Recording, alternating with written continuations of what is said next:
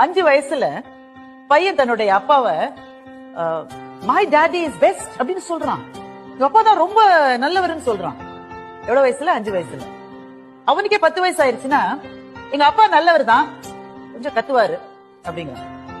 அவனுக்கு 15 வயசு ஆயிடுச்சுன்னா தன் அம்மாட்ட சொல்றான், உன் வீட்டுக்காரர்கிட்ட சொல்லி வை, அப்பப்ப என் ரூட்ல கிராஸ் பண்ணுவான்.